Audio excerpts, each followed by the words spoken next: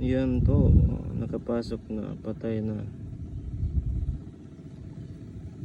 Pag umabot na yan sa pinakagitna ng buhay ng palay, wala na. Papatay na yung suwi mo. So magbabawas na ng ani. Yan.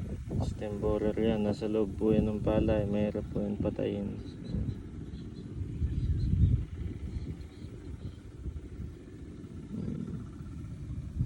Dalawang beses na po nag-spray ng pangmalakasan na gamot, ngunit may buhay pa rin kasi nga nasa loob. Yan, nasa loob ng palay. Pag lumabas yan, kakain yan doon sa tinamaan ng gamot, saka sila mamamatay.